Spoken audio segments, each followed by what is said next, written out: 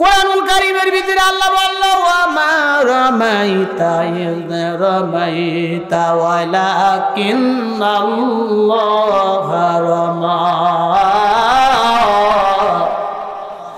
আল্লাহ ডাক দিয়ে বলে নবী তুমি তো চলে গেলে, কাফেরদের চোখ অন্ধ হয়ে গেল, বালুগুলি ছেড়ে দিলাও, কিন্তু তুমি তো জানো না ও নবী গো, আমি আল্লাহ আমার কুদরত গ্রহণ করেছিল কাফেরদের চোখ অন্ধ করার জন্য। এইভাবে করে আজ যদি কোনো ইমানদার যদি বিপদে পড়ে যায়, আমার আল্লাহ ডাক দিয়ে বলল এইভাবে ইমানদারদেরকে আমি আল্লাহ সাহায্য করব। ওয়াকানা হাক্কান আলাইনা নাসরুল মুমিনিন। মুমিনরা যখন জমিনে যখন বিপদে পড়বে, মুসিবতে পড়বে, দিন কায়েমের জন্য যখন তারা কথা বলে, যখন তারা দাওয়াতের কাফেলা নিয়ে বেরিয়ে যায়, বিপদে পড়লে কেউ না থাকলেও আল্লাহ পাক তাদের সাহায্য করবে। জোরে বলেন সুবহানাল্লাহ। আল্লাহর নবী মদিনায় চলে গেছে, আবু জাহেল বন্ধুরা আমার সকালবেলা দেখে মুহাম্মদ নেই, আবু বকর নেই, কোথায় গেল? দুইজন পালিয়েছে। আবু জাহেল বলতেছে আমাদের বিপদ শেষ হয়ে গেছে, আমাদের আর বাপ দাদার ধর্মকে আর কেউ কলঙ্কিত করবে না, অপপ্রচার করবে না। মুহাম্মদ আর আবু বকর পালিয়েছে।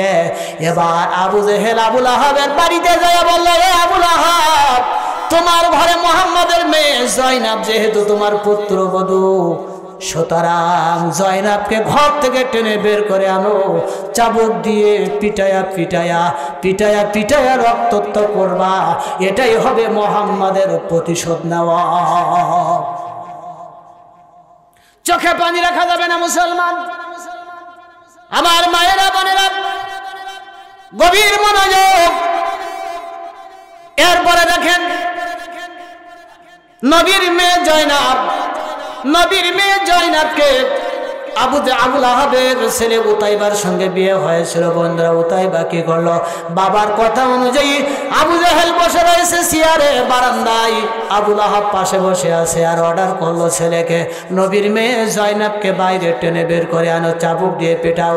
বন্ধুরা আবু লাহাবের ছেলে উতাইবা জয়নাবের শরীরে চাবুক দিয়ে মারে, মারতে মারতে নবীর মেয়ে জয়নাব মাটিতে গড়াগড়ি করে আর বলে আমারে এইভাবে মাইরো না, আমাকে এইভাবে না মেরে একেবারে জীবনে মেরে ফেলো, আমি আর তোমাদের এই আঘাত সহ্য করতে পারি না।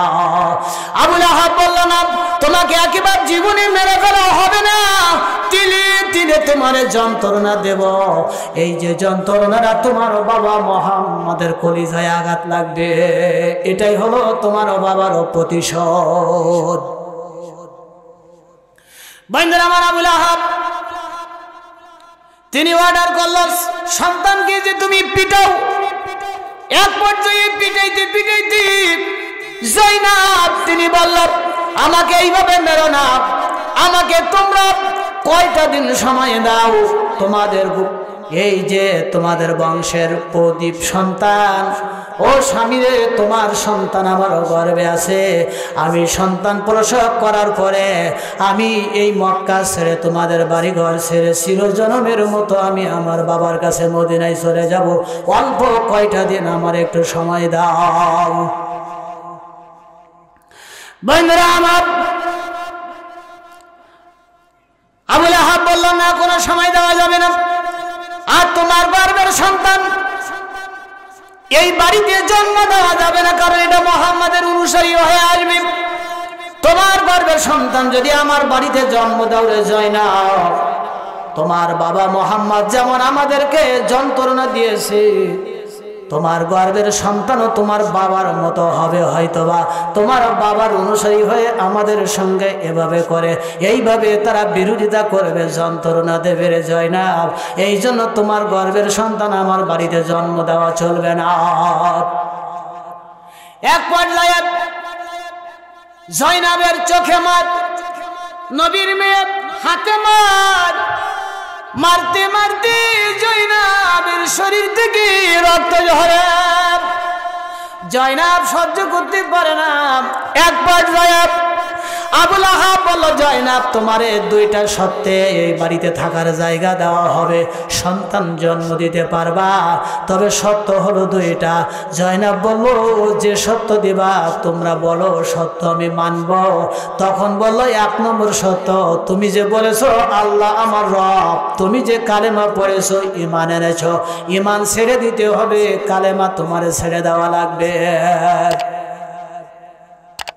2 নম্বর শর্ত হলো মুহাম্মদ সাল্লাল্লাহু আলাইহি ওয়াসাল্লাম যে তোমার বাবা, এইটা তোমার অস্বীকার করা লাগবে। মুহাম্মদ তোমার বাবা, এইটা তুমি আমাদের সামনে অস্বীকার করবা। এমন সময় জয়নাবের চোখের কোনা বেয়ে পানির ফোঁটা পড়ে আর বলে, ও রব, এরা কি সত্য দেয়? ঈমানের জন্য তোমাকে রব বলে মেনেছি, ঈমানের কারণে আমার পরে জুলুম অত্যাচার, জীবন যদিও চলে যায় জীবন দেব আমি জয়নাব, আমি প্রস্তুত আছি, কিন্তু বাতিলের সামনে মাথা নত করে আমি ঈমান বিক্রি করব না, আমি ঈমান দেব না। 2 নম্বর হলো মুহাম্মদ সাল্লাল্লাহু আলাইহি ওয়াসাল্লাম তোমার বাবা অস্বীকার করো। তখন জয়নাব বলল, আরে কি বলো তোমরা কি জানো না? ও আবু জেহেল, আবুল আহাব, তোমরা কি জানো না কিয়ামতের দিন বনি আদম থেকে পৃথিবীর সব মানুষগুলি সবাই আমার বাবার সুপারিশ ছাড়া কেউ জান্নাতে যাইতে পারবে না রে। এ আবু জেহেল, আবুল আহাব, তোমরা কি এটা ভুলে গিয়েছ? আমার বাবা হলো রহমের নবী, বিশ্ব নবী।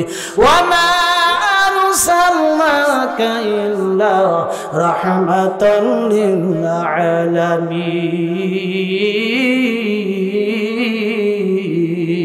আল্লাহ রাব্বুল আলামিন কোরআনুল কারীমের ভিতরে বললেন, কোরআনের ওয়াজ দ্বারা সবাই উপকৃত হতে পারে না।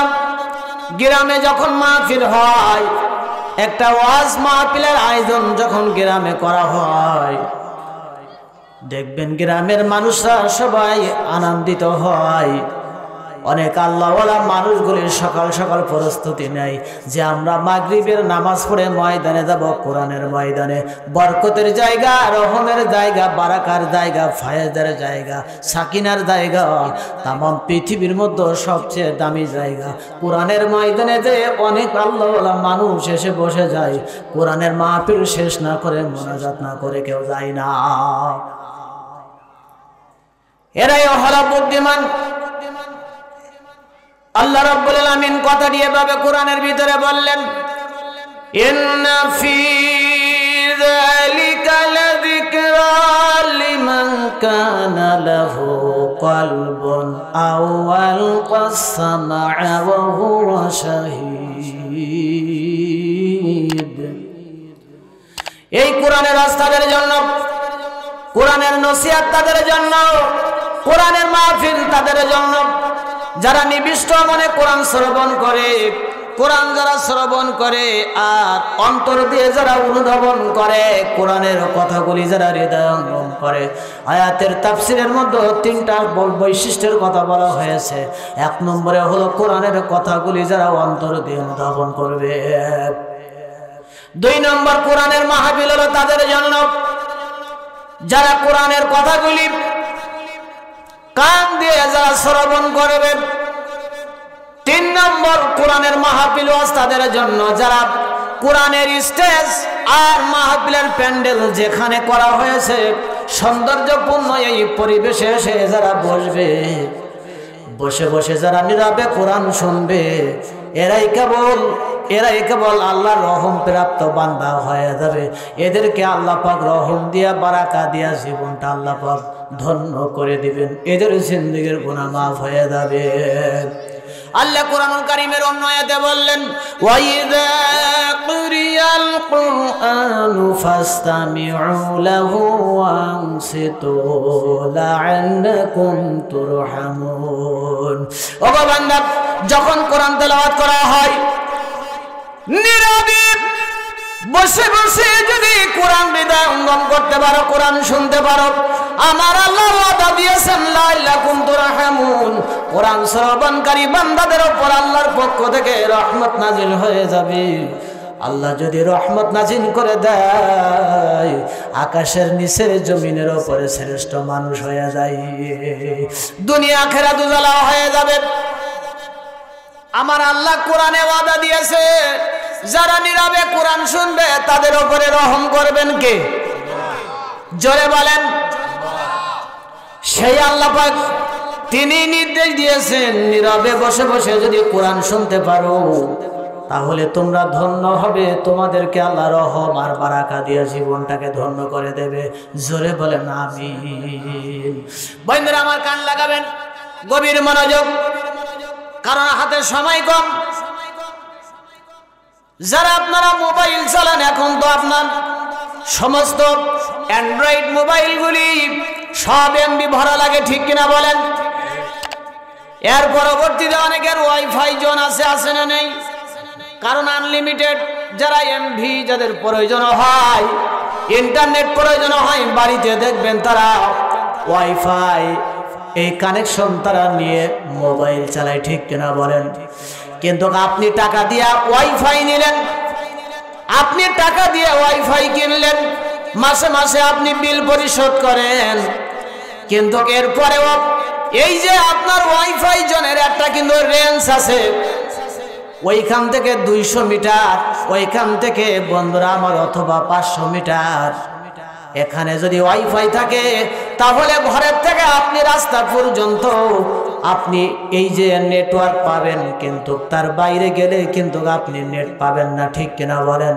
এখন যদি প্রশ্ন করেন, নিজের টাকা দিয়ে আমি ইন্টারনেট কিনেছি, মাসে মাসে টাকা দেই, তাহলে কেন আমি ইন্টারনেট সংযোগ পাবো না? তার কারণ হলো ইন্টারনেট জোনের একটা কিন্তু নির্দিষ্ট রেঞ্জ আছে। জোরে বলেন ঠিক কিনা? রেঞ্জের বাইরে গেলে যেমন কানেকশন পাওয়া যাবে না রে মুসলমান, ঠিক তদ্রুপ আজকে যদি আল্লাহর রহম পেতে চাও, আল্লাহর বারাকা পেয়ে যদি জীবন ধন্য করতে চাও, তাহলে আল্লাহ বলে আমার ওয়াইফাই জোন হলো এই কোরআনের মাহফিলের প্যান্ডেল স্টেজের চতুর্পাশটা, এটা হলো ওয়াইফাই জোনের রেঞ্জ, এটা হলো আল্লাহর সঙ্গে কানেকশনের একটা ওয়াইফাই জোন।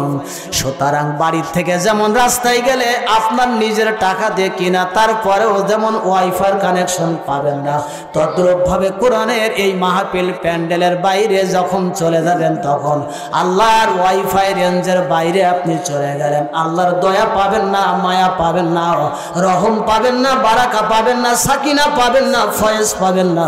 সুতরাং আল্লাহ রহম বারাকা থেকে আপনি একেবারে কিন্তু বঞ্চিত হয়ে যাবে। বন্ধুরা আমার সময় কম, আমি বেশি বাস্তবতার নিরিখে যুক্তি দিয়ে আপনাদেরকে ওই তাফসিরের বয়ান করার মতো সময় আমার হাতে নাই।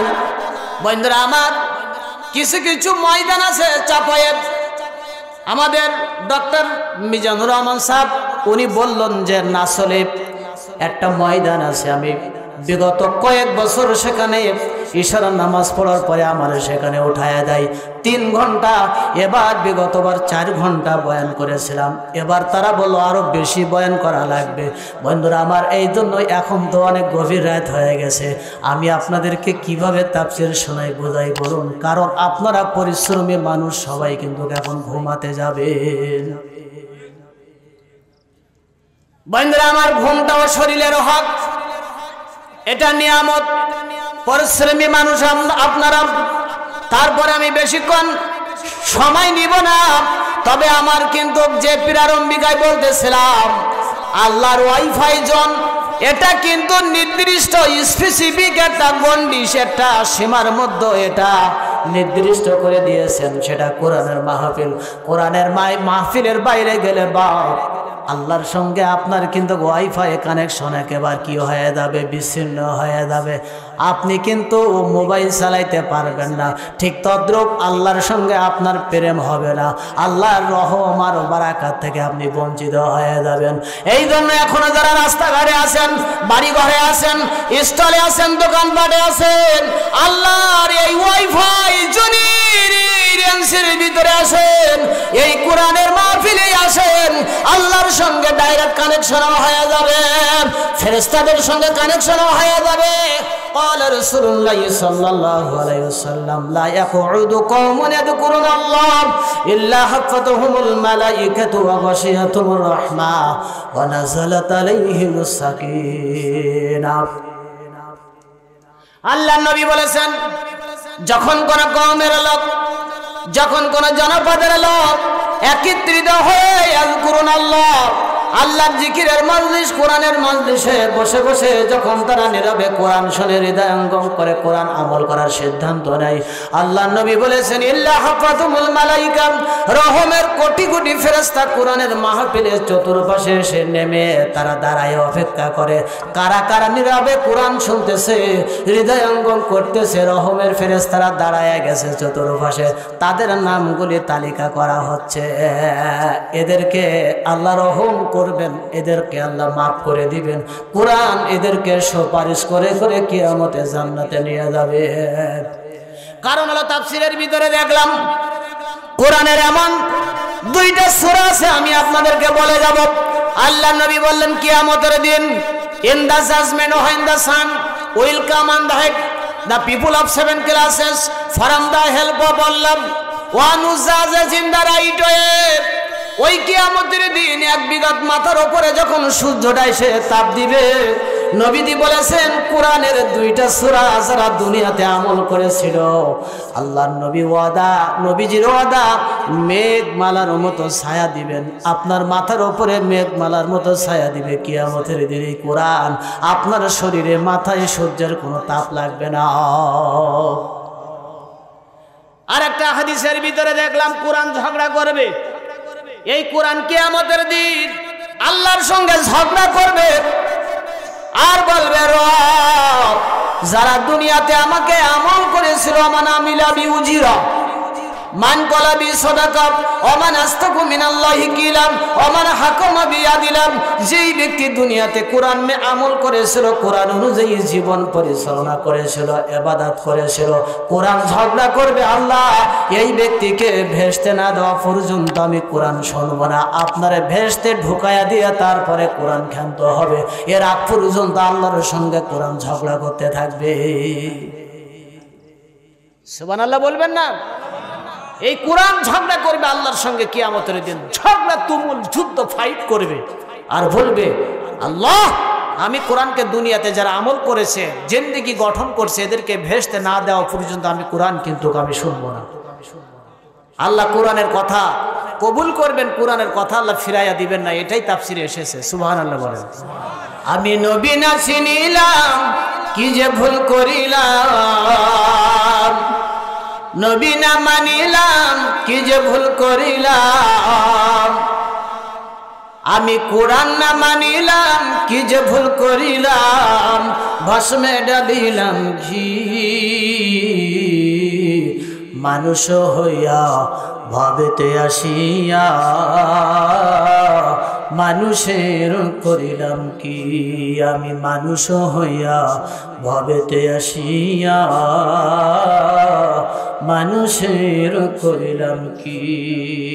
সকলে আমার সঙ্গে তেলাওয়াত করুন, ইন্নাল্লাযীনা ক্বালু রাব্বুনাল্লাহু সুম্মা ইসতাকামু তাতানাজ্জালু আলাইহিমুল মালাইকাতু আল্লা তাখাফু ওয়া লা তাহজানু ওয়া আবশিরু বিল জান্নাতিল্লাতী কুনতুম তুআদুন। যারা বলে আল্লাহ আমার রব, আমাদের প্রতিপালক আল্লাহ, অতঃপর সেই কথার উপর যারা সুদৃঢ় থাকে, ইস্তেকামাত থাকে, অবিচল থাকে, ফেরেশতারা তার নিকট অবতীর্ণ হয় আর বলে, তোমরা ভয় করো না, চিন্তা করো না, তোমরা জান্নাতের সুসংবাদ গ্রহণ করো, যে জান্নাতের ওয়াদা তোমাদের রব দিয়েছে। জোরে বলেন সুবহানাল্লাহ। It is true that those who have brought the belief of Allah and have done what accordingly will be inhabitant of Jannatul Firdaus. Amin. জোরে বলেন আমিন। কষ্ট হচ্ছে আপনাদেরকে কথা বলতে? রোজা ছিলেন? রোজা ছিলেন নাকি সারাদিন? এইরকম জবাব দিচ্ছেন। হাউসনগর এলাকার মুসলমানদের ইমান তো অত্যন্ত পরিপক্ক ইমান, পাক্কা ইমানদার আপনারা। আপনারা তো এক একটা মানুষ নয়, এক একটা ইসলামের মুজাহিদ আপনারা। এইরকম জবাব দিলে তো হবে না বন্ধুরা আমার। এই জন্য আজকের একটা আয়াতের উপরে আমরা আলোচনা করব ইনশাআল্লাহ তাআলা। ইনশাআল্লাহ বলেন, কত সুন্দর একটা আয়াত। আহা, এখানে আল্লাহ বলছে নিশ্চয় যারা বলেছে আল্লাহ আমার রব। কি বলেছে? আল্লাহ আমার রব। রব আছে যার, সব আছে তার। কথা ঠিক কিনা বলেন? আমরা সব ব্যাপারে ভরসা করব কার উপরে? আমরা কোনো নেতা নেত্রী চিনি না, আমরা চিনি আমাদের রবকে। রাজি আছেন মুসলমান? জোরে বলেন, রাজি আছো মুসলমান? আমাদের রব আল্লাহ। এখন এই কথা বললে হবে না, আয়াতের তাফসীর তো অনেক বিশদ। বিশ্বনবী এই আয়াতের তাফসীর শোনাচ্ছেন সাহাবীদেরকে। সুবহানাল্লাহ বলেন। সাহাবীরা নীরব হয়ে নবীজির আয়াতের তাফসীর শুনছেন। ইবনে কাসির অন্যান্য তাফসীর এসেছে, সাহাবীরা যখন সাহাবীদেরকে নবীজি বলতেছেন যে ও সাহাবীরা, যে তোমরা বলছো, অনেকে বলবে যে আল্লাহ আমার রব, মুখে স্বীকার করবে কিন্তু অন্তরে তাদের মুনাফিকি। কথা কি বুঝেন নাই বন্ধুরা আমার? অনেকে আপনারা বলেন আল্লাহ আমার রব, এই কথা বলার পরে সে দেখবেন শুধু মসজিদে তিনি বলে আলহামদুলিল্লাহ, সমস্ত প্রশংসা সেই রবের জন্য যে রব তামাম পৃথিবী সৃষ্টি করেছেন। সুবহানাল্লাহ। ও বন্ধুরা আমার, আমরা কোরআনকে বলেছি বলবো কোরআন তুমি মসজিদের ভিতরে থাকো, মাদ্রাসার ভিতরে তুমি সীমাবদ্ধ থাকবা, বাইরে আসতে পারবা না, আসার দরকার নাই। কারণ মসজিদ মাদ্রাসাগুলি চলবে কোরআন দিয়া, ওখানে শুধু আল্লাহর হুকুম চলবে, কিন্তু বাইরে সব শয়তানের তাবেদারি চলবে। এটার নাম কি রব? এটার নাম কি আল্লাহ আমার রব? আল্লাহ আমার রব প্রতীয়মান হবে তখনই ওই মসজিদে যেমন স্বীকার করেন, মাদ্রাসায় স্বীকার করেন, জীবনের প্রত্যেকটি ক্ষেত্রে, জমিনের সব জায়গায়, পার্লামেন্ট থেকে রান্নাঘর পর্যন্ত সব জায়গায় এই স্বীকৃতি আপনার প্রদান করতে হবে, প্রতিষ্ঠিত করতে হবে যে আল্লাহ আমার রব, আল্লাহ ছাড়া আর অন্য কারোর কোনো গোলামি করি না, করব না, কারোর হুকুম মানি না, মানব না। এটাই হলো আল্লাহ আমার রব। আমি কি সংক্ষেপে বুঝাইতে পারলাম? কোরআনের মাহফিলে এসে কিছু শিখে যান, কিছু শিখতে হবে আমাদেরকে। আমরা শিখতে চাই, কিছু নিতে চাই ইনশাআল্লাহ তাআলা। রবের অর্থ আমি পেয়েছি 6টা তাফসীরের ভিতরে। কয়টা? এই মুসলমান একটু কথা বলতে হবে, রবের অর্থ কয়টা? আমি কোরআনের বাইরে কোনো কথা বলছি না, কোরআনের থেকে আমরা কথা বলবো ইনশাআল্লাহ। রবের অর্থ 6টা। বন্ধুরা আমার, রবের অর্থ হলো 6টা। 1 নম্বরে আল্লাহ বলল আমি কি তোমার ব্যক্তি জীবনের রব ছিলাম না? ব্যক্তি জীবনে আমরা কাকে? তার মানে হলো আল্লাহ জিজ্ঞাসা করতে চাইছেন, আল্লাহ জিজ্ঞাসা করল এ গোলাম আমি কি তোমার ব্যক্তিগত জীবনে রব ছিলাম না? তার মানে হলো আপনি ব্যক্তিগত জীবনে আল্লাহর হুকুম মেনে চলেছেন, আল্লাহর গোলামি করেছেন, নাকি আপনি নেতার গোলামি করে নেতার কথা অনুযায়ী জীবন চালাইছেন? যদি নেতার কথা অনুযায়ী জীবন চালাইলেন তাহলে আল্লাহ যে আপনার রব, এই ক্ষেত্রে আপনি মুনাফিকি করলেন, রবের সঙ্গে আপনি প্রতারণা করলেন। বন্ধুরা আমার, ব্যক্তি জীবনে যারা রব এ কথা বলেছে তাদের পরীক্ষা দিয়ে দেওয়া হয়েছে। যারা বলেছে আল্লাহ আমার রব, আল্লাহ আমার আইনদাতা, আল্লাহ আমার হুকুমদাতা, আমি আল্লাহর গোলামি করি, এক আল্লাহর গোলামি করি, আল্লাহ ছাড়া এই জমিনে কোন কাফিরের, কোন বাতিলের আমরা জালিমের গোলামি করি না, করব না। এই কথা যখন নবীজি বলেছেন, দাওয়াত দিয়েছেন, আবু জেহেল, উতবা, সাইবা, মুগিরা সবাই কিন্তু আমার নবীর উপরে তারা কিন্তু খেপে গেছে। আল্লাহ রাব্বুল আলামিন কোরআনুল কারীমের ভিতরে বললেন ওয়ালাকাদ বা'আসনা ফি কুল্লি উম্মাতির রাসূলা আন ইবুদুল্লাহা ওয়াজতানিবুত তাগুত। আমি প্রত্যেক জাতির কাছে রাসূল পাঠিয়েছি, তারা বলেছেন তোমরা এক আল্লাহর গোলামি করো, তোমাদের রব একজন, তোমাদের রব এক আল্লাহ, ওই আল্লাহর গোলামি করবি, ওই আল্লাহর হুকুম মেনে চলবে। জমিনে কোন বাতিল কোন তাগুতের গোলামি করা যাবে না। তাগুত বলা হয় ওই শক্তিকে যেই শক্তি শুধু নিজেই ইসলাম অমান্য করে না, বরং অন্যকে অমান্য করতে বাধ্য করে, তাকে তাগুত বলা হয় কোরআনের ভাষায়। বন্ধুরা আমার, তাগুত আবু জেহেল আবু সুফিয়ান তারা ছিল তাগুত, তারা আল্লাহকে কোনোদিন রব বলে মানে নাই। আজকের জমিনে কিন্তু আর কোনো তাগুতের বসবাস নাই। আছে ওয়াজ করা যাবে এখানে, শ্রোতা বুঝে ফেলছে বাপ, ওয়াজ করা যাবে কিছুক্ষণ অন্তত, কিছুক্ষণ অন্তত যাবে ইনশাআল্লাহ। তাফসির আপনারা এই তো তাফসির বুঝেছেন আপনারা, আলহামদুলিল্লাহ। আপনারা সুশিক্ষিত মানুষ, কোরআনের জ্ঞান ন্যূনতম আপনাদের কোরআনের তাফসির সম্পর্কে আইডিয়া আছে, এই জন্য আপনাদের সামনে তাফসির করা যাবে। আর আমি একটু মন খুলে আজকে তাফসিরও করতে চাই, আল্লাহ যেন তৌফিক দেন। বন্ধুরা আমার, তাহলে আমার নবীজি যখন দাওয়াত দিলেন, ইয়া কওমি ইবুদুল্লাহ মা লাকুম মিন ইলাহিন গায়রু, নবীজি বলল, এ আমার কওমের লোকেরা, জাতির লোকেরা, এক আল্লাহর গোলামি করো, রব বলে স্বীকার করে নাও। এই কথা যখন বলেছে তখন তাগুতের গোষ্ঠীরা নবীর উপরে আপনার জুলুম করেছে। আবু জেহেল বলল যে না মুহাম্মদ, তোমার এই আইন জমিনে, তোমার রবের আইন জমিনে বাস্তবায়ন করা যাবে না। আবু জেহেল চিন্তা করল, মুহাম্মাদের এই কথা, রবের আইন যদি জমিনে প্রতিষ্ঠা হয়ে যায়, আমরা বেকার আরো হয়ে যাব, আমাদের তো সমাজে কোনো কর্তৃত্ব মাতবাড়ি চেয়ার কিছুই থাকবে না।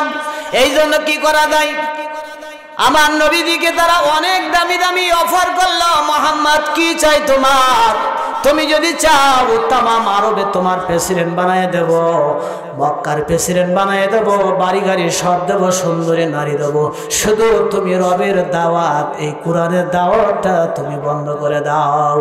আল্লাহর নবী বলল, কাফের বেঈমানেরা, আমার এক হাতে যদি আসমানের চন্দ্র এনে দাও, আর এক হাতে যদি আসমানের সূর্য এনে দাও, গোটা পৃথিবীর সম্পদগুলি যদি আমার পার কিনারে জমা করে দাও, আল্লাহর কসম আমি কোরআনের দাওয়াত দেওয়া বন্ধ করতে পারবো না, পারবো না। তার কারণ হলো তানজিলাম মিম্মান খালাকাল আরদা ওয়াস সামাওয়াতি মাউলা। কোরআন এসেছে কার পক্ষ থেকে? ওই আল্লাহর পক্ষ থেকে এসেছে কোরআন। জমিন আল্লাহর, কোরআন আল্লাহর, আমরা কার? তাহলে জমিন আল্লাহর, কোরআন আল্লাহর, আমরা আল্লাহর জবান দিয়েছে আল্লাহ, সেই আল্লাহর দেওয়া জবান দিয়ে আল্লাহর জমিনে আল্লাহর কোরআনের কথা বলবে মুসলমান। এটাই স্বাভাবিক, এটাই বাস্তব। কিন্তু অতীতে আমরা দেখেছি কোরআনের মাহফিল যেখানে বাধা আছে সেখানে মুসলমান কথা বলো, ঠিক কিনা?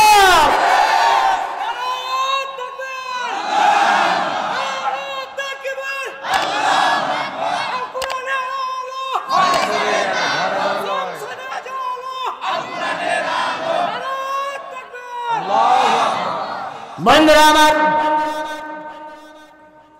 কোরআনের মাহফিল করতে গেলে, কারণ আপনাদেরকে কেউ রাগ করবেন না, আমি কিন্তু ওই রকম আলোচনা করি না, আমি কিন্তু ওই বক্তার সঙ্গে আমাকে আপনারা শামিল করবেন না, এটা আপনাদের করজোর করে বলছি, আমি বোঝানোর জন্য বলছি। কারণ হলো কোরআনের মতো এমন একটা শাশ্বত বাণী, এই কোরআন প্রচার করবে বাংলাদেশ। বন্ধুরা, পৃথিবীর দ্বিতীয় বৃহত্তম মুসলিম দেশ, ঠিক কিনা বলেন? যেই বাংলাদেশে 90 জন মুসলমান বাস করে, সেই বাংলাদেশে কোরআনের মাহফিল করতে গেলে প্রশাসনের কাছে কেন অনুমতি লাগবে? এটা আমার বুঝে আসে না। আমি নিজেই বিশ্ববিদ্যালয়ের আইনের ছাত্র, আমি নিজে আইন পড়েছি। আপনারা আমাকে ভুলভাল বুঝাইলে কিন্তু আমি বুঝবো না, বোঝানো যাবে না। কারণ আমাকে বুঝাইতে হইলে আপনার আইন ভালো মতন করে আপনারে পড়াশোনা করে আসতে হবে। বিশ্ববিদ্যালয়ে আমি কুষ্টিয়া ইউনিভার্সিটি থেকে আইন পড়েছি, তাও আইনে ফার্স্ট ক্লাস। আপনি আমাকে কেমনে বুঝাবেন? কারণ হলো আমরা মুসলমান, আমাদের সংবিধান হবে কোরআনের সংবিধান, এটাই ছিল আপনার বাস্তবতা। কিন্তু কোরআনের মাহফিল করতে গেলে আমরা কত কেঁদেছি, কমিটির কত লোক কেঁদেছে। এই যে আজকে আপনার এই যে স্বতন্ত্র ইবতেদায়ী মাদ্রাসা হাউসনগর, একটু আগে আমার ভাই সাহেব পরিচালক বলছিলেন যে এই মাদ্রাসাটা আপনাদের সকলের সহযোগিতায় মাদ্রাসাটা কিন্তু চলে, ঠিক কিনা বলেন? অনেক ছেলেরা এখান থেকে, আপনাদের সন্তানগুলি এখান থেকে হাফেজ হয়, আলেম হয়। এ মুসলমান কেমনে বুঝাবো যদি তোমার একটা সন্তান আলেম হয়, হাফেজ হয়, তামাম পৃথিবী দিয়ে তুমি একটা হাফেজ একটা আলেমের ওজন করতে পারবে না। কিন্তু দুঃখ কলিজা ফেটে যেতে চায়, যেই মাদ্রাসাগুলি, যে ইয়েতিমখানাগুলি, হেফজখানাগুলি বার্ষিক এই মাহফিলের কালেকশনে চলে। আহারে দুঃখের বিষয় হলো এটাও সত্য, অথচ সেই মাহফিল করার জন্য প্রশাসনের অনুমতি নেওয়া লাগে, আবার প্রশাসন বলে যে না, অনুমতি দেওয়া যাবে না। এগুলি অতি দেওয়া হয়েছে। এই জন্য আমি বলবো, আমার যে সমস্ত প্রশাসনিক ভাইরা, তাদেরকে আমি রেসপেক্ট করি, সম্মান করি। আজকের সম্মানের সাথে আপনাদেরকে বলতেছি, যারা যারা ইতিপূর্বে যে বা জাহাজের দ্বারাই আপনারা এই যে কোরআনের মাহফিলগুলি অনুমতি ক্যান্সেল করেছেন, হতে দেন নাই, আপনারা তওবা করেন, আল্লাহর কাছে চোখের পানি ছেড়ে কাঁদেন। আল্লাহ তিনি রহমান, তিনি গফুর, তিনি মাফ করে দিতে পারেন। এই জন্য আপনারা আল্লাহর কাছে ক্ষমা চান, তা না হলে কিয়ামতের দিন কোরআন আপনাকে আসামি বানাবে, জালিমের কাতারে দাঁড় করাবে কোরআন। এই কোরআন আপনারা জালিমের কাতারে দাঁড় করায়া উপর করে জাহান্নামে নিক্ষেপের ব্যবস্থা করবে। আপনাকে আমাকে কিছুই করা লাগবে না, যা করার কিয়ামতের দিন করবেই কোরআন। কারণ এই কোরআন প্রচারে আপনি বাধা দিয়েছেন, আপনি জালেমের অন্তর্ভুক্ত হয়ে গেছেন। ক্ষমা চান, তওবা করেন আল্লাহর কাছে। বন্ধুরা আমার, তাহলে ব্যক্তি জীবনের রবকে, বন্ধুরা আমার, মসজিদে যেমন আপনি রবের হুকুম মতো জোহরের নামাজ 4 রাকাত পড়েছেন, আসরের নামাজ 4 রাকাত পড়ছেন, ওইভাবে করে মসজিদে যেমন আপনি আপনার রবের হুকুম মেনেছেন। মসজিদের ভিতরে শান্তির কিন্তু অভাব নেই, তার কারণ মসজিদে রবের হুকুম মেনেছেন, ঠিক কিনা? মসজিদে কোনো গ্যাঞ্জাম নাই, মারামারি নাই, লবিং নাই, বোমাবাজ নাই, চাঁদাবাজি নাই, হত্যাকাণ্ড নাই, সন্ত্রাসী নাই। কারণ মসজিদে শুধুমাত্র কেবলমাত্র একমাত্র রবের হুকুম চলে, রবের হুকুম মেনে মসজিদে ইবাদত করে, ধরে বলেন ঠিক কিনা? এই জন্য মসজিদের মতো যদি রবের হুকুম যদি আপনি জমিনের সব জায়গায় যদি চালান, আপনি যদি মেনে চলেন, আল্লাহর কসম মসজিদে যেমন কোনো গন্ডগোল অশান্তি নেই, কোনো বন্ধুরা আমার অশান্তি নাই, গোটা বাংলার জমিনেও অশান্তি থাকবে না, বাংলার জমিনটা আল্লাহর জান্নাত হয়ে যাবে। বন্ধুরা আমার, তাহলে আমরা ব্যক্তি জীবনের রবের অর্থ হলো 6টা। 1 নম্বর ব্যক্তি জীবনের রব মানব কাকে? আরো জোরে বলেন। আমার নবী যখন রবের দাওয়াত দিল, আবু জেহেল, আবু সুফিয়ান, উতবা, সাইবা তারা নবীর বিরোধিতা করতে লাগলো আর বলল, আবু জেহেল তখন বলতেছে, মোহাম্মদ তোমার কি চাই? তুমি যা চাও তাই দেবো, কিন্তু রবের এই দাওয়াতটা তুমি বন্ধ করে দাও।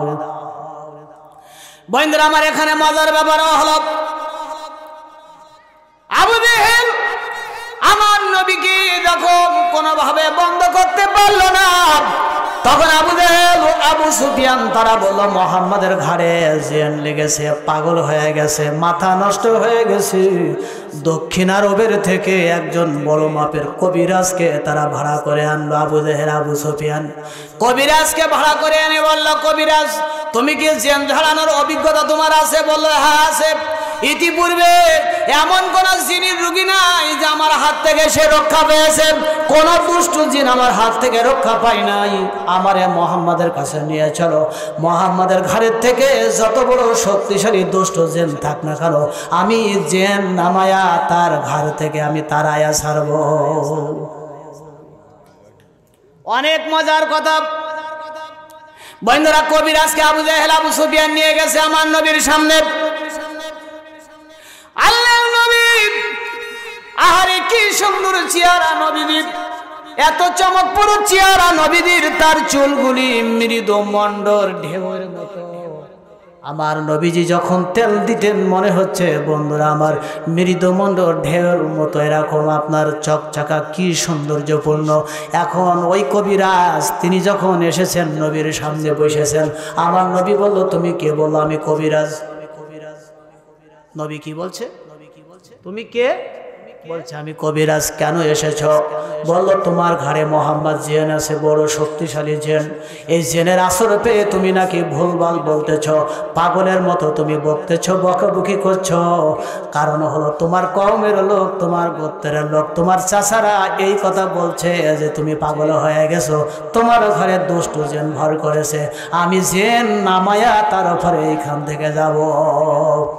আমার নবী বলল আমার ঘরে জেন আছে তাই না? বললে হ্যাঁ। এরপরে কি ঘটনা দেখেন, আমি আসতেছি আপনাদের কাছে বন্ধুরা আমার।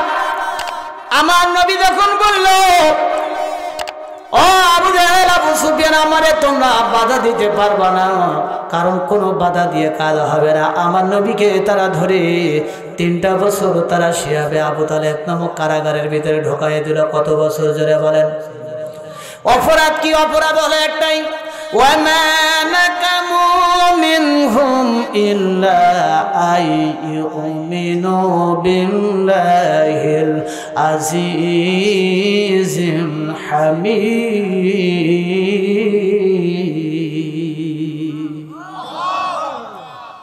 মুসলমানদের উপরে অন্য কোনো কারণে জুলুম করে না, অত্যাচার করে না। জুলুম অত্যাচার করে একটি মাত্র কারণ মুসলমান ইমানদার তারা বলে আল্লাহ আমার রব, এই রবের হুকুমত জমিনে প্রতিষ্ঠা করতে চাই। এই জন্য কাফির বেঈমানরা সহ্য করতে না পেরে ইমানদারদের উপরে জুলুম করে, তাদেরকে জেলে ঢোকায়, তাদেরকে গুম করে। জোরে বলেন ঠিক কিনা? এটা আজকে নতুন না, মুসলমান নতুন না। আমাদের নবীকে পর্যন্ত 3 বছর তারা জেলখানায় ঢোকায় বন্দি করেছিল। এখানে আলেমরা আছে, কথা সত্য কিনা?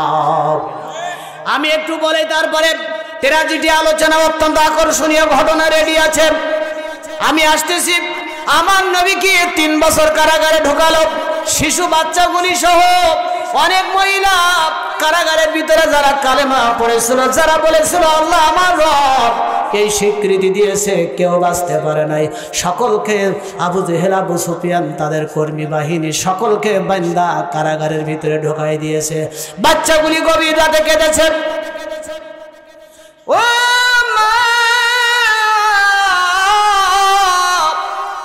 কোন অপরাধীর কারণে আমাদেরকে ওরা বন্দী করে রেখেছে? মা, খেতে দেয় না, পানি দেয় না। সাহাবীরা গাছের পাতা খেয়ে খেয়ে জীবন ধারণ করেছে। পিপাসা সহ্য করতে না পেরে সাহাবীরা পাথরে কামড় মেরেছে। আর যখন দাঁত ভেঙে রক্ত বের হয়েছে, অন্য সাহাবীরা রক্ত চুষে পান করে তারা জীবন বাঁচাইছে রে মুসলমান। এইভাবে 3 বছর। এরপরে ওইখান থেকে বেরিয়ে এলো। আমার নবীজিকে কোনোভাবেই যখন দাওয়াত দেওয়া বন্ধ করতে পারলো না, আবু জেহেল নতুন ফন্দি করলো। কি ফন্দি? আবু জেহেল বলতেছে এ আমার কর্মীরা তোমরা যাও, আমার ভাতিজাকে বলো আমি আবু জেহেল চরম অসুস্থ, আমাকে যেন একবার দেখতে আসে। একটা টিম নবীদের কাছে পাঠিয়েছে, আর একটা টিমদেরকে বললো যাও, একটাই রাস্তা মোহাম্মদের বাড়ি থেকে আমার বাড়িতে আসার, একটাই রাস্তা। রাস্তার মাঝখানে একটা গর্ত খনন করো, উপরে চাটাই দিয়ে দাও। মোহাম্মদ আমার কথা শুনে দৌড়াবে আর দৌড়াবে। দৌড়াতে দৌড়াতে যখন চাটার উপরে পা দিয়ে যখন গর্তে পড়ে যাবে, তোমরা মাটি চাপা দিয়া মোহাম্মদকে জ্যান্ত কবর দিয়া দুনিয়ার থেকে বিদায় করে দিবা। তাহলে আর রবের দাওয়াত দিতে পারবে না, কোরআনের দাওয়াত দিতে পারবে না। এরপরে একটা দল যায় বলল মুহাম্মদ তোমার চাচা অসুস্থ। আল্লাহর নবীর, রহমের নবী, দয়ার নবী, আল্লাহর নবী আমার নবীজি তিনি বলল আমার চাচার কি হয়েছে বলো। ও মুহাম্মদ তোমার চাচা অসুস্থ। আল্লাহর নবী বারান্দার থেকে তাদের সঙ্গে অতি দ্রুত যখন রওনা হয়েছে, গর্তের কিনারে যাওয়া মাত্র জিবরাইল এসে বলল, ইয়া রাসূলুল্লাহ, আবু জেহেল আপনাকে ধোঁকা দিয়ে বোকা বানাতে চায়। আবু জেহেলের কোনো রোগ ব্যাধি হয় নাই, সামনে একটা গর্ত খনন করেছে, ওখানে আপনি পড়ে গেলে তাদের কর্মী রেডি আছে, ও সবাই আপনার জীবন্ত কবর দিয়ে দিতে চায়। নবীজি আপনি ঘুরে যান, ফিরে যান, মুসলমান কান লাগাবেন। নবীজি এবার ওখান থেকে যখন তিনি ঘুরে বাড়ির দিকে যখন রওনা হয়ে গেছে, এমন সময় আবু জেহেল তার বাড়ির থেকে দেখতেছেন বারান্দা থেকে মুহাম্মদ আস্তে আস্তে গর্তের ওইখান থেকে ব্যাগ হয়ে চলে গেল। আবু জেহেল বলল, আমার এতদিনের সমস্ত প্ল্যান প্রোগ্রাম সব তো নষ্ট হয়ে গেল, মুহাম্মাদের কোরআনের দাওয়াত তো বন্ধ করতে পারি না, আজকের একটা কিছু করা লাগবে। উনি ঘরের থেকে দৌড়ায়া তিনি বলল, ভাতিজা রে, ও আমার ভাতিজা, আমি তোমার চাচা অসুস্থ, কেন দেখতে এসো, ফিরে যাও। আবু জেহেল যখন দৌড়াইয়া নবীকে ধরতে যাচ্ছে, কিন্তু আবু জেহেলের ঠিক ছিল না, ওই জায়গায় আপনার কুয়া ছিল বন্ধুরা, গর্ত খনন করা ছিল। আবু জেহেল দৌড়াইয়া যাইতে যাইতে বন্ধুরা গর্তের ভিতরে আবু জেহেল ওখানে পড়ে গেছে। কৌনাইনে মুক্তারে খুদা তুমকো বানাইয়া, कौनाइने मुख्तार खुदा तुमको बनाया, उम्मत के निगाहबान खुदा तुमको बनाया, उम्मत के निगाहबान खुदा तुमको बनाया। बंदरा আমার আবু জেহেল গর্তের ভিতরে পড়ে গেছে। গর্ত খোঁড়া ছিল আপনার 3 হাত পরিমাণ। আবু জেহেল যখন পড়ছে, গর্ত অটোমেটিকলি নিচের দিকে যাইতে আছে। 5 হাত 6 হাত নিচের দিকে অটোমেটিকলি আবু জেহেল বন্ধুরা একেবারে পাতালের গভীরে চলে গেছে। তখন কর্মীরাও আশ্চর্য, হিসাব মিলাইতে পারে না, আবু জেহেল হিসাব মিলাইতে পারে না। আবু জেহেল বলল, তোরা এত গর্ত কখন খুঁড়লি? তখন কর্মীরা বলে, নেতা, আমরা তো অল্প একটু গর্ত খুঁড়েছিলাম, একটা মানুষকে গর্তের মধ্যে ফেলাইয়া মারতে বেশি গর্ত খনন করা লাগে না, সেই পরিমাণ তো খনন করেছিলাম। ও নেতা, তুমি নিচে কোথায় যাচ্ছ? আবু জেহেল বলে, আমিও তো তাই বলি, আমি কোথায় যাচ্ছি, কে নিয়ে যাচ্ছে?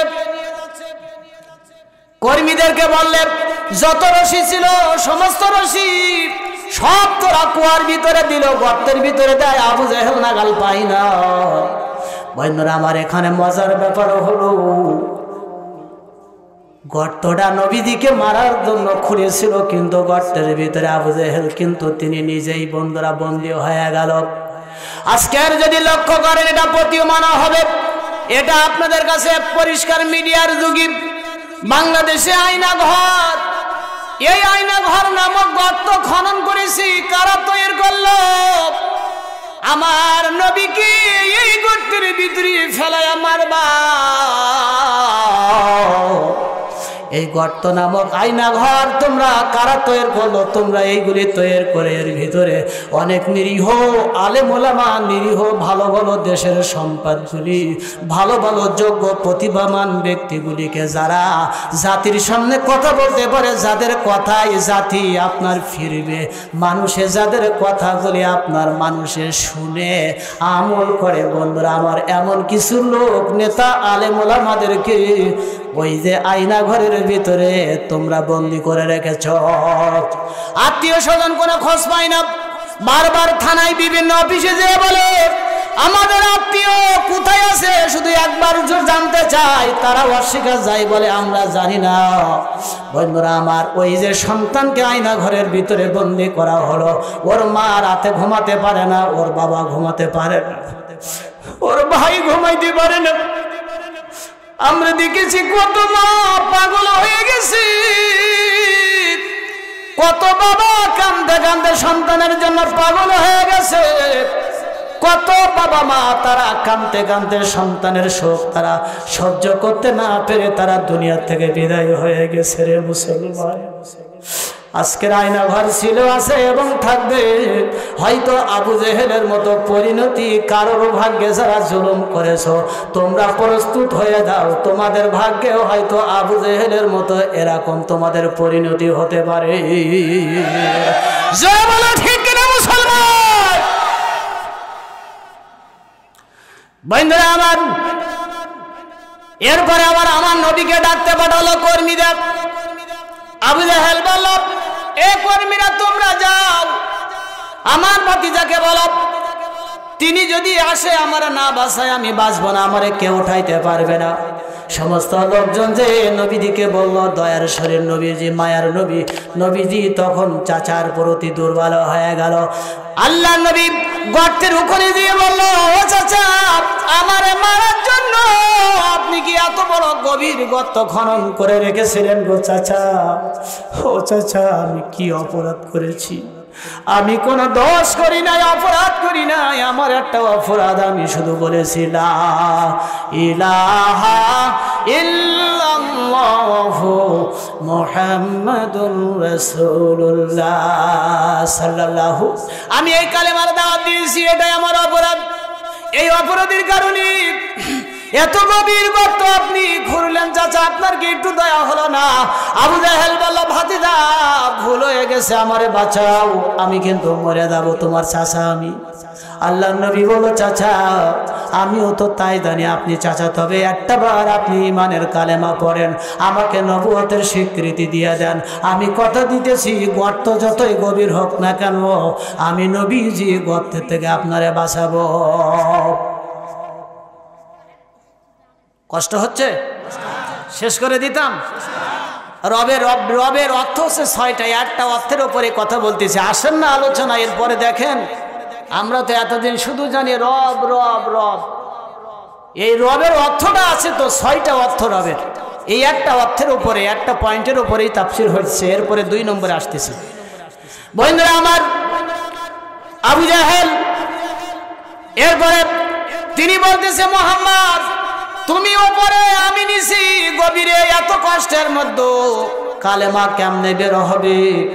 সুতরাং এইভাবে না, এইভাবে না, আমারে একবার তুমি উঠাও, ওপরে উঠাও। ওরে ভাতিজা, আমি কথা দিতেছি, আমারে উঠাইলে এইভাবে না, তোমার হাতে হাত রেখে, চোখে চোখ রেখে, তোমার সামনে বসে আমি কালেমা পড়ব রে মুহাম্মদ।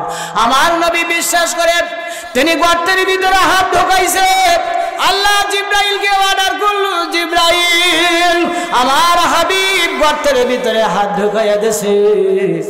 গর্ত যত গভীর হোক না কেন, তুমি গর্তটা সংকীর্ণ করে দিয়ে দাও, আমার হাবিব বন্ধুর হাতের রেঞ্জের ভিতরে বরাবর করে দাও। তাই করে দেওয়া হলো। আবু জেহেলকে হাত ধরে উঠানো হলো। আবু জেহেল আশ্চর্য হয়ে বলল, চাচা ও ভাতিজা মোহাম্মদ, তুমি কি দেখাইলে এটা? আমার শত শত কর্মী এত দড়ি এত কিছু দিয়ে আমারে উঠাইতে পারলো না, চোখের পলকে তুমি উঠাইয়া ছাড়লা। আমি বুঝতে পেরেছি তোমার মতো বড় জাদুকর আর এই জমিনে নেই। বন্ধুরা আমার, দুঃখের কথা আর কি বলবো, কারণ সময় হাতে খুব কম। আমার নবী কি এর পরবর্তীতে দেখেন, আমার নবীকে তারা মারার জন্য যত প্ল্যান প্রোগ্রাম সব করতে লাগলো। আমার নবীজি শুধু বললো, আল্লাহ রব, তোমাদের জীবনে রবের আইন মেনে নাও, ঠিক কিনা বলেন? এই দাওয়াত দেওয়ার কারণে নবীজিকে হত্যা করার জন্য তারা পরিকল্পনা করলো। শক্তিশালী যারা যুবক নবীর ঘরের চতুর্পাশে দাঁড়িয়ে গেছে অস্ত্র নিয়া। ও মুসলমান, একটু কান লাগাতে হবে।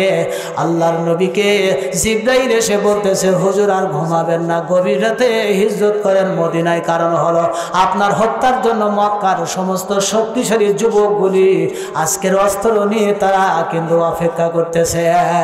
আল্লাহর নবী ডাক দিয়ে বলল, আমার আলী কই? হযরত আলীকে ডাক দেওয়া হলো। আলী তখন বলল, ইয়া রাসূলুল্লাহ, আমি হাজির। ছোট্ট আলীকে আল্লাহর নবী বলল, আলী রে, তুমি আমার চাদরে ঘুমায় থাকো, হিজরতের অর্ডার এসেছে, আমি চললাম মদিনায়। বন্ধুরা আমার, আলী কিন্তু বলতে পারতেন, নবী গো, আপনি মদিনায় যাবেন, আপনার চাদরের নিচে থাকতে পারবো না, ওখানে থাকলে জীবন দেওয়া লাগবে। কাফেররা সকালবেলা আপনারা না পেয়ে আমি আলীর উপরই তারা আক্রমণ করবে, তরবারি দিয়ে আমরা টুকরা টুকরা করবে, আমি জীবনটা আমি দিতে পারবো না। নবী গো, আপনারে মহব্বত করি, ভালোবাসি, তার মানে এই না আপনার মহব্বতে আমার জীবন কোরবানি করতে হবে। আলী কি বলেছিল নাকি? আলী তো বলতে পারতো, আমি দোয়া ইউনুস পড়বো 1,00,000 বার, আমি কোরআন খতম করব। কি বাপ বলেছিল? আমি এইভাবে অনেক কিছু করব কিন্তু জীবন দিতে পারবো না, তা বলেন নাই। কিন্তু এটার নাম তো মুসলমান না, এটার নাম নবীর মহব্বত, ভালোবাসা না।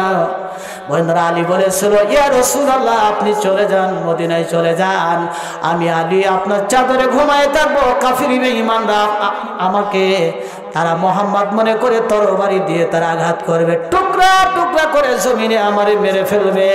আমি আলী আমার জীবনের সবচেয়ে বড় সান্ত্বনা এটাই যে আমি আলী আমার জীবনের বিনিময়ে আল্লাহর নবী তিনি দুনিয়াতে বেঁচে আছে। জোরে বলেন সুবহানাল্লাহ। নবীজি যখন আবু বকরকে নিয়ে চলে গেল, আমি হিজরতের ওই কাহিনী শোনাতে চাই না আপনাদেরকে, তবে এখানে একটা কথা কোরআনুল কারীমের ভিতরে আল্লাহ বলল, ওয়া মা রামাইতা ইয রামাইতা ওয়ালাকিন্নাল্লাহা রামা। আল্লাহ ডাক দিয়ে বলে, নবী তুমি তো চলে গেলে, কাফেরদের চোখ অন্ধ হয়ে গেল, বালুগুলি ছেড়ে দিলাম, কিন্তু তুমি তো জানো না ও নবী গো, আমি আল্লাহ আমার কুদরত গ্রহণ করেছিল কাফেরদের চোখ অন্ধ করার জন্য। এইভাবে করে আজ যদি কোনো ইমানদার যদি বিপদে পড়ে যায়, আমার আল্লাহ ডাক দিয়ে বলল, এইভাবে ইমানদারদেরকে আমি আল্লাহ সাহায্য করবো। ওয়াকানা হাক্কান আলাইনা নাসরুল মুমিনিন। মুমিনরা যখন জমিনে যখন বিপদে পড়বে, মুসিবতে পড়বে, দিন কায়েমের জন্য যখন তারা কথা বলে, যখন তারা দাওয়াতের কাফেলা নিয়ে বেরিয়ে যায়, বিপদে পড়লে কেউ না থাকলেও আল্লাহ পাক তাদের সাহায্য করবে। জোরে বলেন সুবহানাল্লাহ। আল্লাহর নবী মদিনায় চলে গেছে, আবু জাহেল, বন্ধুরা আমার, সকালবেলা থেকে মুহাম্মদ নেই, আবু বকর নেই, কোথায় গেল? দুইজন পালিয়েছে। আবু জাহেল বলতেছে, আমাদের বিপদ শেষ হয়ে গেছে, আমাদের আর বাপ দাদার ধর্মকে আর কেউ কলঙ্কিত করবে না, অপপ্রচার করবে না। মুহাম্মদ আর আবু বকর পালিয়েছে। এবার আবু জাহেল আবু লাহাবের বাড়িতে যায়, বলল, হে আবু লাহাব, তোমার ঘরে মুহাম্মদের মেয়ে জয়নাব যেহেতু তোমার পুত্রবধূ, সুতরাং জয়নাবকে ঘর থেকে টেনে বের করে আনো, চাবুক দিয়ে পিটায়া পিটায়া পিটায়া পিটায়া রক্তাক্ত করবা, এটাই হবে মুহাম্মাদের প্রতিশোধ নেওয়া। চোখে পানি রাখা যাবে না মুসলমান, আমার মায়েরা বোনেরা, গভীর মনোযোগ। এরপরে দেখেন, নবীর মেয়ে জয়নাবকে আবু লাহাবের ছেলে উতাইবার সঙ্গে বিয়ে হয়েছিল। বন্ধুরা, উতাইবা কি করলো?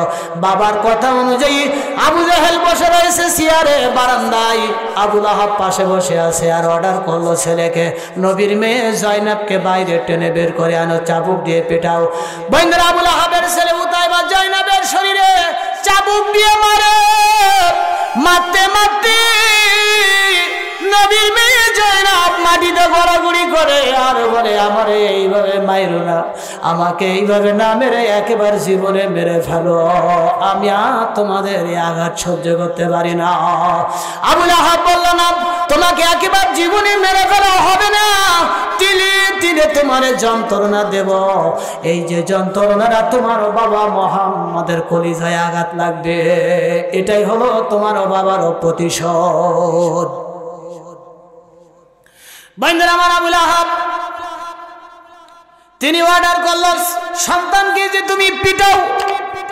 এক পর্যায়ে পিটাইতে পিটাইতে জয়নাব তিনি বলল, আমাকে এইভাবে মেরো না, আমাকে তোমরা কয়টা দিন সময় দাও, তোমাদের এই যে তোমাদের বংশের প্রদীপ সন্তান, ও স্বামী রে, তোমার সন্তান আমার গর্ভে আছে, আমি সন্তান প্রসব করার পরে আমি এই মক্কা ছেড়ে তোমাদের বাড়িঘর ছেড়ে চিরজনমের মতো আমি আমার বাবার কাছে মদিনায় চলে যাব, অল্প কয়টা দিন আমার একটু সময় দাও।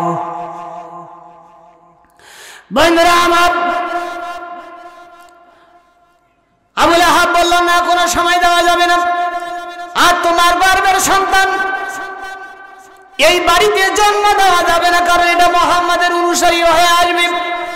তোমার গর্ভের সন্তান যদি আমার বাড়িতে জন্ম দাও রে জয়নাব, তোমার বাবা মুহাম্মদ যেমন আমাদেরকে যন্ত্রণা দিয়েছে, তোমার গর্ভের সন্তানও তোমার বাবার মতো হবে, হয়তোবা তোমার বাবার অনুসারী হয়ে আমাদের সঙ্গে এভাবে করে, এইভাবে তারা বিরোধিতা করবে, যন্ত্রণা দেবে রে জয়নাব।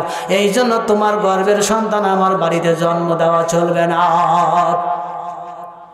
এক পর্যায়ে জয়নাবের চোখে মার, নবীর মেয়ে হাতে মার, মারতে মারতে জয়নাবের শরীর থেকে রক্ত ঝরে।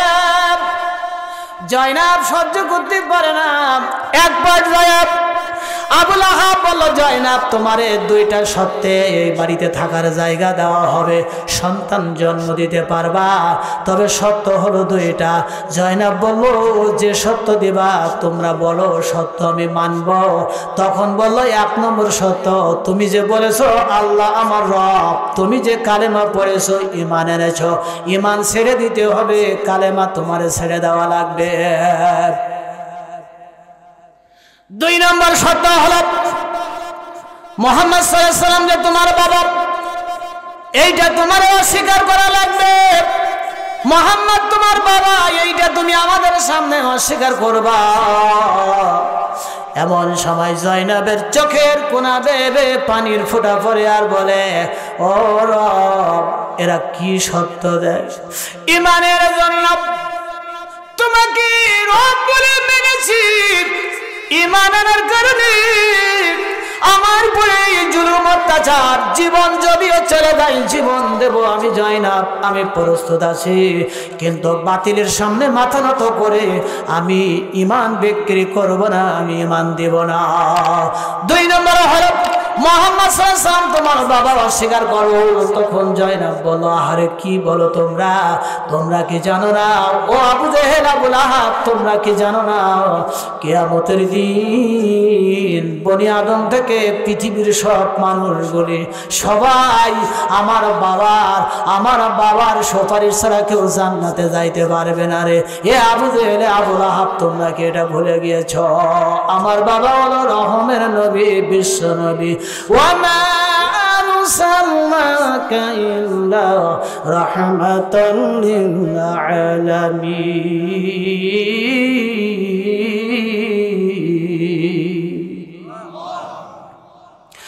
আমার বাবা হলো রহমতের নবী, আমার বাবাকে অস্বীকার করতে পারবো না, এটা তোমরা কেমন কথা বলো? বন্ধুরা আমার, এক পর্যায়ে তখন আবুল আহাব তার ছেলেকে বলল, জয়নাবকে ঘাড় ধরে বাড়ির থেকে বের করে দাও। এক মুহূর্তের জন্য জয়নাবের জায়গায় এই বাড়িতে আর হবে না। বাবাকে খুশি করার জন্য ছেলে উতাইবা তখন জয়নাবকে ধাক্কা দিয়ে ঘর থেকে বের করে দিল। জয়নাব ঘরের থেকে বারান্দার থেকে উঠানে দিয়ে পড়ে গেল।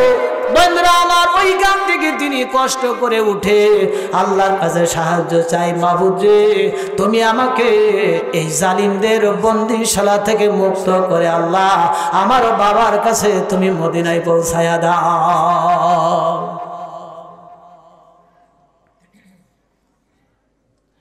বন্ধুরা আমার, এর পরবর্তীতে দেখেন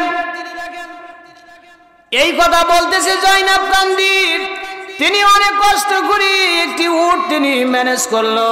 একটা উট ম্যানেজ করার পরে বন্ধুরা আমার, এবার তিনি উটটা ম্যানেজ করে ওই উটের পিঠে উঠে তিনি রওনা হয়ে গেছে। এদিকে আবুল আহাব অর্ডার করলো তার দুই ছেলেকে, চলে যাও, বিষাক্ত তীর নিয়ে যাও, জয়নাব যেন তিনি জিন্দা থেকে মদিনায় তার বাবার কাছে পৌঁছাতে না পারে।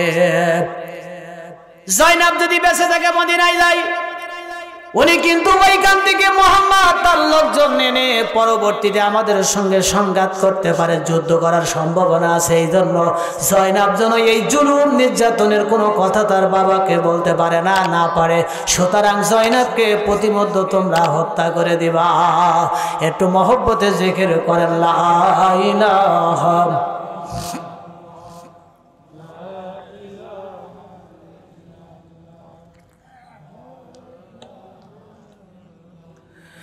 লা ইলাহা ইল্লাল্লাহু মুহাম্মাদুর রাসূলুল্লাহ সাল্লাল্লাহু কোন সাধনে পাইব তোমায় গো নবীজি, কোন সাধনে পাইব তোমায়। নবী রাহমাতাল লিল আলামিন, আপনি উম্মতের জামিন, গুনাহগারের অতি আপনজন। কোন সাধনে পাইব তোমায় গো নবীজি, কোন সাধনে পাইব তোমায়। নবী ওই মানবের বেশে মা খাদিজার দেশে বকরি চড়াইতো জঙ্গলায়। নবীজি কোন সাধনে পাইব তোমায়। কষ্ট হয় নাকি মুসলমান? আলোচনাকে শেষ করে দিব। বন্ধুরা আমার, মায়েরা বোনেরা, গভীর মনোযোগ। এরপরে জয়নাব একটা উট ম্যানেজ করি তিনি রওনা হয়ে গেছে। আবু লাহাব বলল, তোমরা জয়নাবের আগে মক্কা থেকে মদিনা যারা হজ করতে গেছেন এখানে হাজি আছেন কারা কারা? একটু হাত তোলেন বাপ। যারা মক্কা মদিনায় গেছেন আলহামদুলিল্লাহ। আমার পাশে নবীর রওজা জিয়ারত করি, আল্লাহর ঘর তাওয়াফ করি, হাজে হারামাইন আমার পাশে বসে আছে। আর আমার ডাইনে আছে অনেক মুরব্বী, এখানে হজ করতে গিয়েছেন। মক্কা থেকে মদিনা 500 কিলোমিটারের রাস্তা। এর মিডিলে একটা জায়গা আছে, এই জায়গার নাম জোহবা নামক জায়গা। এখানে একটা ঝুপড়ি আছে, নিরাকার ফাঁকা জায়গা। বন্ধুরা আমার, আবু লাহাবের 2 ছেলে ওই যে জোহবা নামক ফাঁকা জায়গা একটা ঝুপড়ির মধ্যে বসে বসে ওখানে অপেক্ষা করতেছে। নবীর মেয়ে জয়নাব যখন এখানে আসবে, বিষাক্ত তীর মেরে এখানে তাকে হত্যা করে মাটিতে পুঁতে দেওয়া হবে। আহারে, আমার নবীর জীবনী এত ট্র্যাজেডি। জয়নাব যেতে যেতে যখন ওই জায়গায় গিয়েছে, আবু লাহাবের 2 ছেলে তীর মারে, কয়েকটা তীর মারলো, কিন্তু জয়নাবের গায়ে লাগলো না। হঠাৎ করে নিক্ষিপ্ত একটা বিষাক্ত তীর যে জয়নাবের কোমরে এই জায়গায় কোমরে তীরটা যখন বিঁধে গিয়েছে, জয়নাব উটের পিঠ থেকে চিৎকার করে তীরের আঘাতে যন্ত্রণায় জয়নাব উটের পিঠের থেকে চিৎকার করে যখন মাটিতে পড়ে গেছে। তোমরা কেমনে মুখ দেখাইবারে মুসলমান? পানি দাও, পানি পানি। জয়নাব পানি পানি করে চিৎকার করে কান্দে, কিন্তু কেউ পানি দেয় না। কিন্তু কেউ বলা জানোয়ার উট তিনি জয়নাবের চিৎকারের আওয়াজটা বুঝতে পেরেছে। আপনারা জানেন উটের পিঠের উপরে একটা ট্যাঙ্কি থাকে, এই ট্যাঙ্কির মধ্যে 40 দিনের মতো পানি, সমস্ত পানি আর খাবার উট এখানে আপনার জমা করে রাখে। উটের উপরে যে ট্যাঙ্কি আছে, আরবে মাঝে মধ্যে যখন বালুর ঝড় হয়, বালুর ঝড় হলে এই উটেরা তখন আর কোথাও বাইরে যেতে পারে না, খাবার পানি সংগ্রহ করতে পারে না। এই জন্য উট তখন মুখটা বালুর ভিতরে ঢোকায়া, বন্ধুরা আমার, দিনের পরে দিন, বন্ধুরা 1 সপ্তাহ 2 সপ্তাহ পর্যন্ত ওখানে থাকা লাগে। ওই সময় উটের উপরে, পিঠের উপরে ট্যাঙ্কির ভিতরে 40 দিনের যে পানি মজুদ করা থাকে, এই পানি আর খাবার দিয়ে উট তার জীবন বাঁচাই। জোরে বলেন সুবহানাল্লাহ।